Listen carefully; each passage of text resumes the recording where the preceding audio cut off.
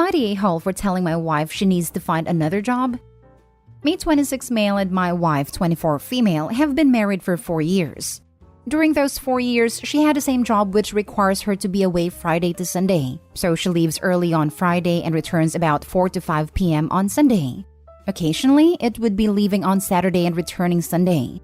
She also has to work some of the school/public holidays. I work full-time and get just a bit above minimum wage and tips. So our bills are split 60 her to 40 me. While I find myself struggling with money and having to borrow from the joint bank account, my wife never have this problem. I know she is getting paid more than I do as she works for a high-profile client, but I'm not sure by how much more. She also wouldn't tell me what exactly she is doing. All I know is that it is connected to her degree and it is 100% not erotic work or nothing in that industry. The reason why she won't tell me is because she signed a contract, and it is highly confidential, so she is not allowed to go into details. She does chores around the house but doesn't cook.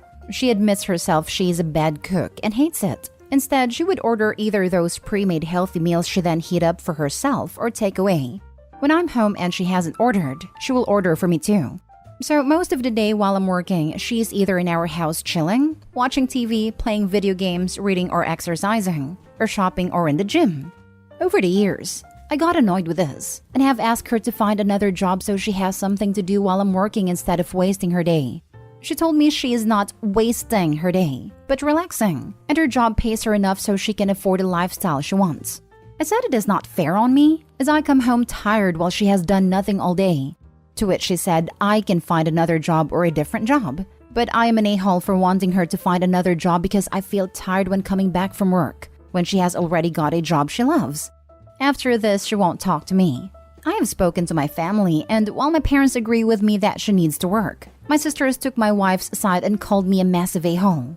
Edit, I'm not saying she needs to quit the job she has. I'm saying she needs to find another job to do during her free time. Could be a part-time one, since she doesn't really do much during the day.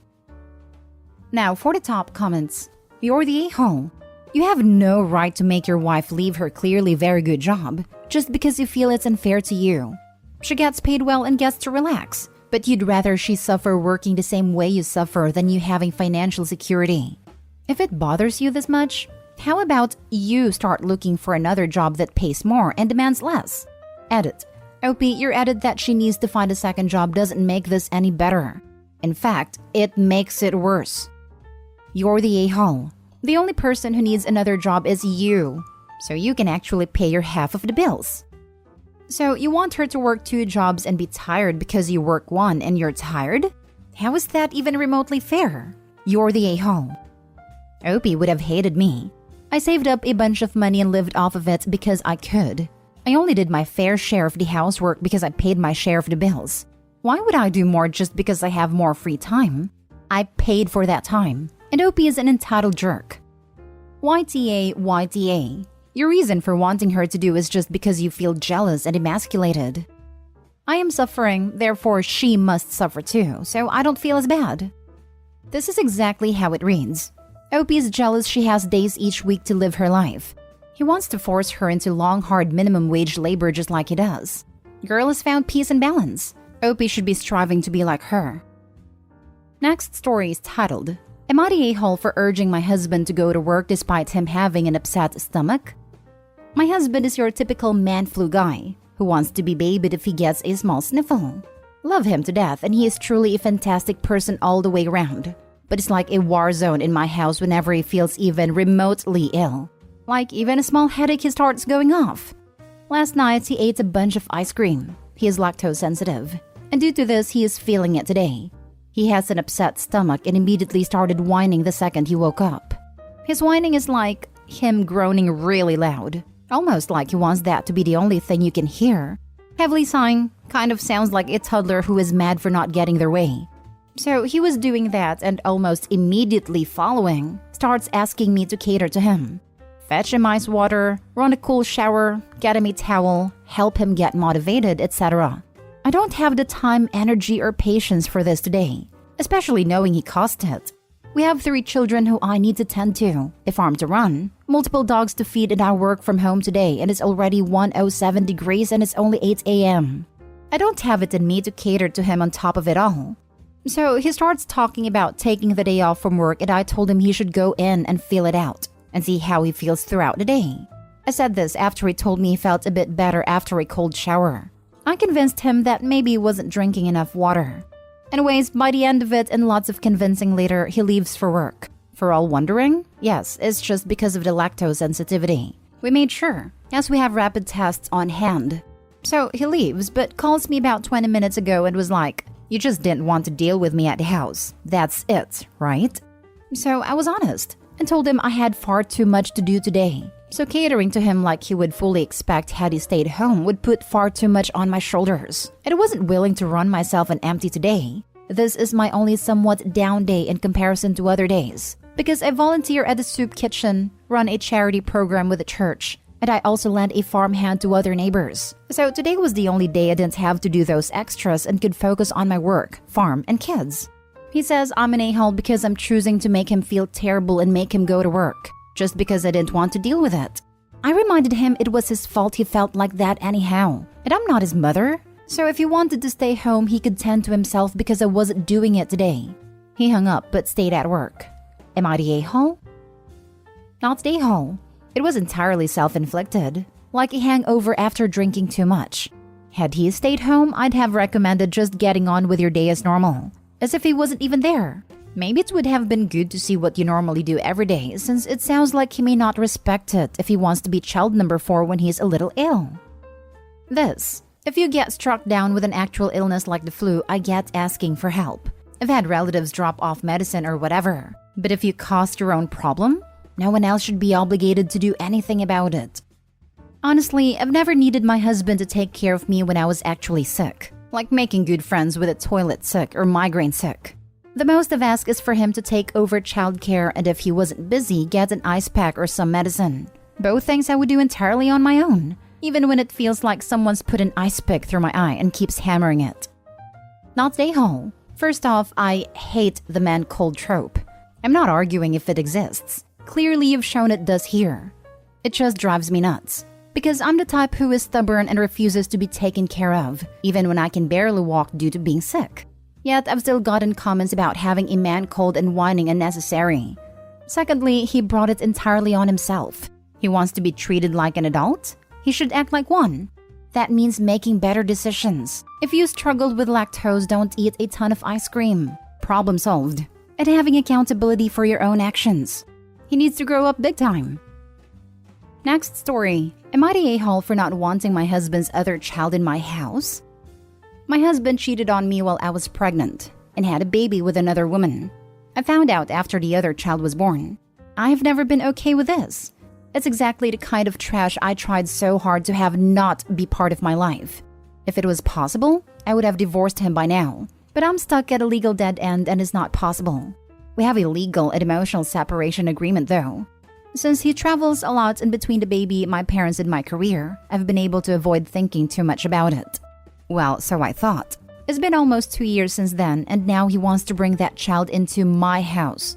I guess he has some kind of schedule with the other child's mother that includes visits, and he wants that visitation to be in what is technically still his residence. Absolutely not. I'm not a stepmother to any child, and unlike in most of these situations, the house we're living in is truly only mine. It's under my parents' names, but I got it when I got power of attorney and they had to go into a care home. I'm not having his kid in it. My husband and our family say that I need to deal with it, because I am still married, that I need to accept my stepchild, and that I'm a witch for excluding a baby and preventing siblings from having a relationship. I don't agree. This child may technically be siblings to mine, but I don't need to play mom to this kid to make a relationship happen. And I don't want any of this trash coming into mine or my child's safe space. Am I crazy for not wanting this child here? Edit. Why can't you get divorced? Why is he still living there? In my state, to file for divorce, both parties need to have been separated for over a year and living in separate residences, which requires one of us to move out. He doesn't want a divorce, so of course he won't move out. I can't make him because we're still married. In theory, I could move out and start the clock, but realistically, I can't. With a POA, I can't just abandon the house. I couldn't afford to anyway, but if I did, he would be able to remain there. I would eventually get the house back, but in the meantime, he could easily destroy it and then I'd have legal problems from that. To clarify on the separation agreement, Those don't technically exist in my state, but since we have it notarized, we could use it as an interim agreement on custody and a split on finances once the clock starts, and especially post-filing. Edit 2. Adultery/at fault. I can file based on adultery. I don't really want to go that route because it would turn the entire situation very hostile very quickly. And I would still have to have him living here until we could get a court date, which could easily be months and months in the future anyway. I realize it already seems as hostile as possible right now, but day-to-day things are civil in a way that it wouldn't be if I did that. I'm also not confident that it wouldn't look bad because I would have waited 2 years after knowing about it to do anything. Now for the top comments. Not the a-hole. This may not be a popular opinion since most on here say you have to be a perfect step-parent and accept all situations. But you are not at all the a-hole. I was in a similar situation and still angry 30 years later. Don't let people tell you what to do or how you feel. It is your house. Tell the father to go someplace else. Also, typically the partner is aware of the spouse having a kid prior to moving/getting married.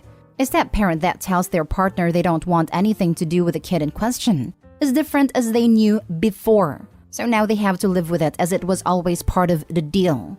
This situation is different. She doesn't even want to be in a relationship with a father. It's exactly like all the other stories that we saw recently where the OP is divorced, and the ex want the OP to take care of the step/half-siblings for a weekend or something. And each time the OP is not a-hole. The only difference is that she is stuck living with the other parent. And the other parent is using legal loopholes to stay there and stay married, twisting OP's hand as it is.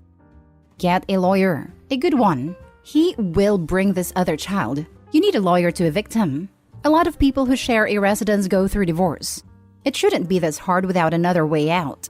Get a lawyer and file for divorce and evict him. Now for the last story. Am I the a-hole for teaching my children Spanish without asking my husband to be permission? I've been seeing Mike, 40, for 3 years now, and we are planning on getting married soon and have moved in together a few weeks ago. Mike has 2 children with his first wife who apparently left them when the kids were little. His children are Katie, female 12, and Seb, male 11. Katie and Seb's mom was from Nicaragua who moved to the US where she met Mike. I don't know why, but the children were never taught Spanish, only English. I met Mike in the UK where I live, although I am originally from Spain. In school, they learned bits of French, but no Spanish.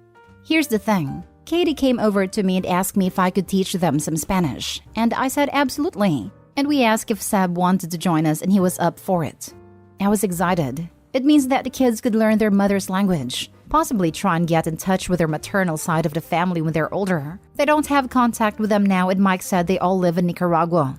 And they could potentially form a stronger bond with my parents. Their future step-grandparents as my parents speak poor English. We typically have a clear understanding of who handles what with kids. We've had plenty of discussions of what my role is and what he doesn't want me to do, etc. But frankly, I didn't think something as simple as teaching them language needed a discussion.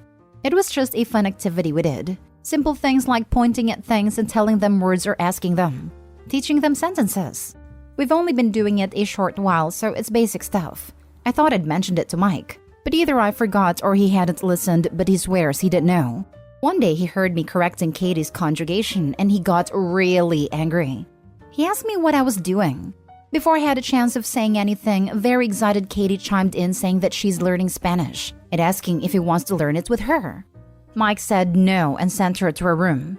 He argued with me that I had no right to teach them Spanish, and I should have consulted him first.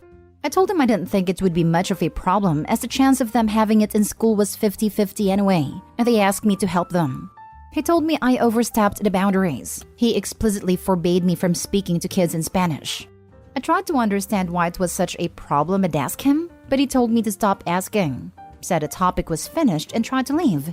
I asked what he was hiding and he called me a witch, an a-hole, and some other names. This was the first time he ever insulted me in any way, shape, or form. He apologized later that day and said he didn't appreciate me teaching them things like that and asked me to please drop the subject. I talked with my friends, and some say I wasn't the a-hole, but some say that I should have asked him first and not teach kids anything without his permission. And I'm confused. Am I the a-hole for teaching them Spanish? Not the a-hole. There are 2 large problems here that I see and I think you heavily need to consider before marrying this man. 1. He is extremely controlling over things which do not matter and overreacts. If this was an actual thing that really affecting his children, I'd understand. But you are not. Even if he apologized later, his initial response should be a huge, giant, neon red flag. 2. He has forbidden you from speaking Spanish, which is a very blatant attempt to erase your language and culture from the household. You will never be able to be your own person around him, only the person he wants you to be. It's worrying for the kids. It absolutely is. But Opie is not married to him, so the truth of the matter is that they are not her children. There was nothing she can do but get herself out, unfortunately. Not the a-hole. The kids ask you, and there was no reason you would have had any reason to suspect that it would be a problem.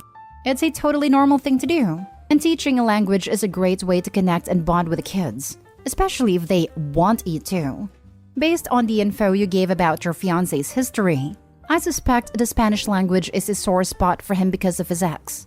But there's no way you could have known that, and his reaction was awful. Not the a-hole. I agree with your comment. However, he's gonna suck it up because he married a person from Spain. And what if they have kids?